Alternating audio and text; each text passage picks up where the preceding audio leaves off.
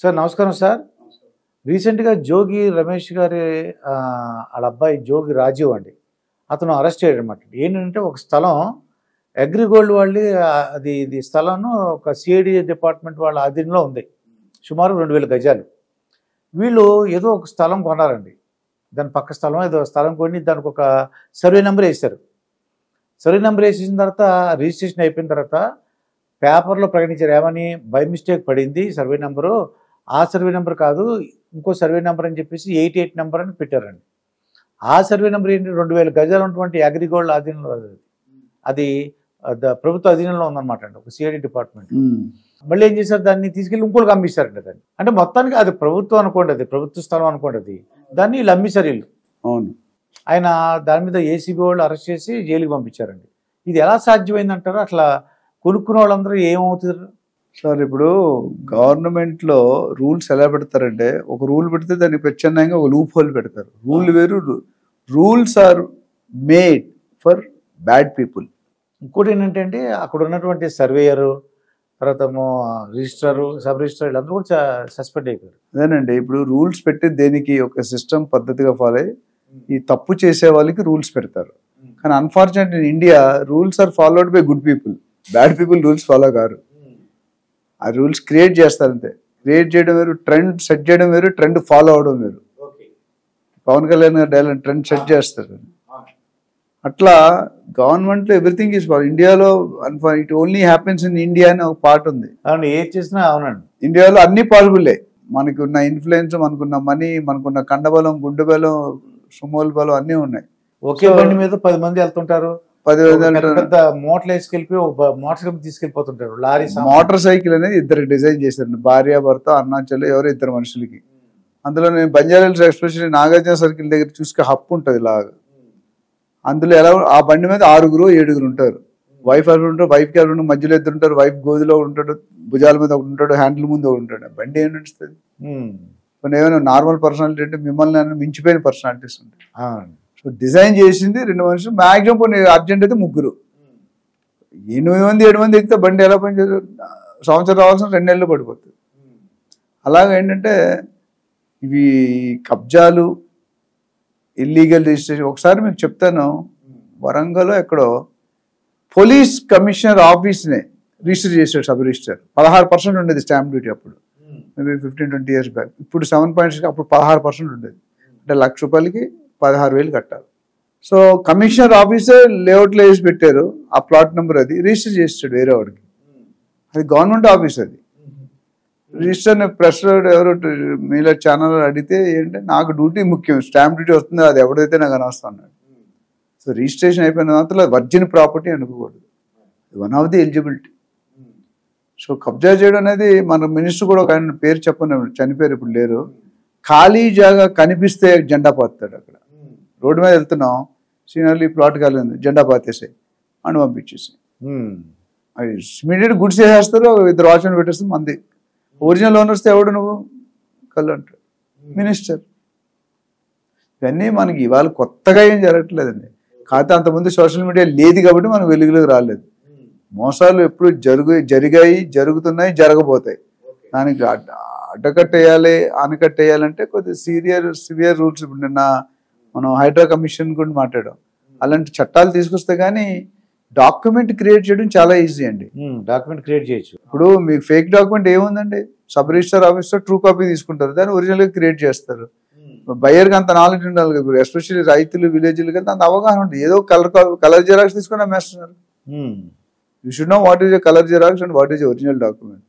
కొనుక్కునే ముందు చెక్ చేసుకోవాలి ఎవరి పేరును ఉంది. ఇప్పుడు మీ పేరు ఉంది, ఇంకో మీ పేరు తెలిసి ఇంకొకటి ఎవరో డాక్యుమెంట్ తీసుకుంటే మీ పేరు, ఆయన పేరు ఉంటుంది, మీ పేరు ఉంటుంది, ఆయన పేరు ఉంటుంది. ఆయన ఎట్లా అమ్ముతాడు? దుర్గా ప్రసాద్ గారి property how I can sell? Can I sell? No. So మనం చెక్ చేసుకోవట్లేదు. మళ్ళీ అదే జూనియర్ ఎన్టీఆర్ గారిని మోసం చేయడానికి ధైర్యం చేశారు ఎవరో.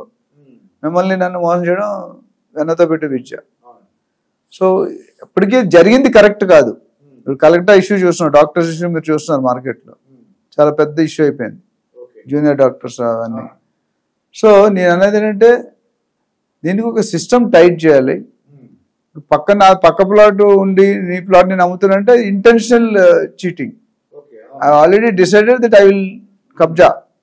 కబ్జా చేయాలని మనకు బలం ఉంది, రాజకీయ బలం ఉంది, లేదా డబ్బు బలం ఉంది, లేదా హోదా ఉంది, లేదా what ever.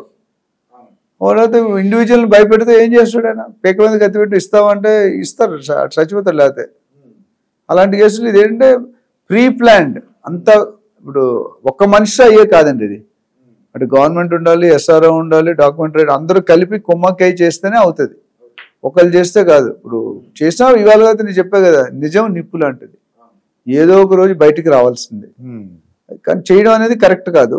It's not a good sign for the public. ఎందుకంటే భయపడతారు, ఇంకెవరైనా ల్యాండ్లు కొనాలంటే కూడా ఆలోచిస్తారు. Especially open lands, open plot individual ఉన్న కొనుక్కోవడం అంత శ్రేయస్కరం కాదండి. నేను చాలా వరకు వీడియోస్లో చెప్పాను. ఎస్పెషల్లీ NRIs కానీ ఎక్కడో దూరంగా ఉండి హైదరాబాద్లో లేకుండా. హైదరాబాద్ నేను మీకు ఒక ఎగ్జాంపుల్, వైజాగ్లో ఉన్నప్పుడు హైదరాబాద్ ఎవ్రీ ఇయర్ ఒకసారి వచ్చేవాడల్లా చార్మినార్ చూసేవాడిని. హైదరాబాద్ వచ్చిన తర్వాత 2 సార్లు వెళ్ళాము 30 సంవత్సరాలు. చూడండి, ఊరి నుండి వస్తే రెగ్యులర్గా చూసి సాలార్జంగ్ మ్యూజియం, చార్మినార్, బిర్లా చూడకుండా వెళ్ళేవాళ్ళం కాదు. నేను హైదరాబాద్ నుండి వెళ్ళలేకపోతున్నాను. అంతే అది. మనం కొంతమంది హైదరాబాద్ ఉన్నా ఇప్పుడు వెళ్ళి రోజు బాలానగర్ 100 కిలోమీటర్లు 80 కిలోమీటర్లు ఎవరు వెళ్తారండి? సదాశివపేట ఎవరు వెళ్తారు? వికారాబాద్ ఎవరు వెళ్తారు? జూ కానీ. సో నేను అనేది ఏంటంటే, మీరు బయ్యర్స్ ఎవరైతే ఉన్నారో you should be aware of the cheatings. రకరకాలుగా మనం బ్యాంకులు మోసం చేయొచ్చు, బిల్డర్స్ మోసం చేయొచ్చు, కబ్జాదారులు మోసం చేయొచ్చు. ఏదో ఒక రోజు దానికి నీ భరతం పడతా చూడు అనేది పాట తెలుగులో. నీ పాపం పండెను నేడు, అది ఆ పాట ఉంది. ఏదో రోజు పాపం పడాల్సిందే. అయితే ముందు వెనక మ్యాటర్ ఆఫ్ టైం. దాన్ని బట్టి చూసుకుంటే కనుక what ever is happening in some cases it's not correct. It should not happen. But unfortunate thing it's happening. Maybe రాను కొద్దిగా చట్టాలు టైట్ చేస్తే కొద్దిగా ఇంప్రూవ్మెంట్ ఉంటుంది. ఇంప్రూవ్మెంట్ డెఫినెట్గా ఉంటుంది. ఎందుకంటే we are moving towards globalisation, towards professionalism. ఇంత ముందులా కాదు. బట్ నా సిన్సియర్ అడ్వైజ్ ఏంటంటే, ఎవరైనా ఇన్వెస్టర్స్ కానీ బయర్స్ కానీ సేఫ్టీ కొనుక్కునే ముందు మేము అడ్వైజ్ ఇస్తాం కదా, ఎక్కడ పెట్టాలి, ఎందుకు పెట్టాలి అనేది 4-5 పాయింట్లు చూసుకుంటామండి. ఒకటి, బిల్డర్ రెప్యుటేషన్, ఎవరైతే ఈ వెంచర్ డెవలప్ చేస్తాం, వెంచర్ కానీ ప్రాజెక్ట్ కానీ. రెండోది సేఫ్టీ. మూడోది సెక్యూరిటీ.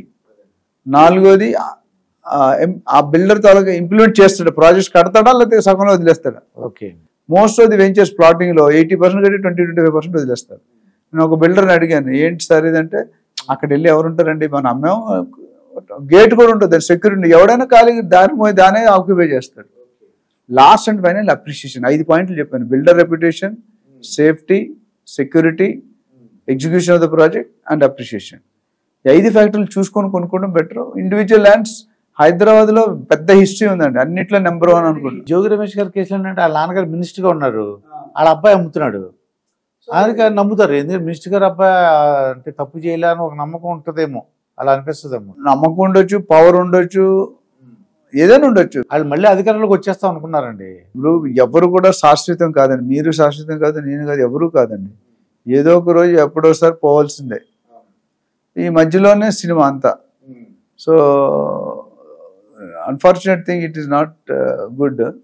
బట్ రాను మన రూల్స్ కొద్ది ఫ్రేమ్ చేసి, కొద్ది టైట్ చేసి, ఇలాంటి అవ్వకుండా ప్రయత్నాలు జరుగుతున్నాయని విన్నాను. జరగాలి, కొద్ది టైం పడుతుంది.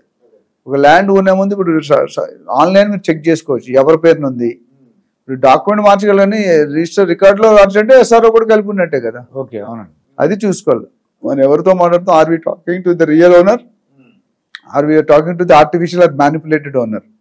అది చూసుకొని మనం కొనుక్కోవడం బెటర్. అండ్ ఆల్వేస్ నేను ప్రతి వీడియోలో చెప్తున్నాను, take a professional realtor advice, he will guide you in a better way.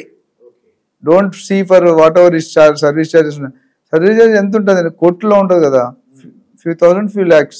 Okay, దాన్ని బట్టి కొనుక్కుంటే మీరు సేఫ్గా ఉంటారు. ఇదండి నంది రామేశ్వర గారితో జరిగిన ఇంటర్వ్యూ. మరొక ఇంటర్వ్యూతో మీ ముందుంటాను. మీ మాస్టర్ దుర్గా ప్రసాద్. నమస్కారం సార్. నమస్కారం.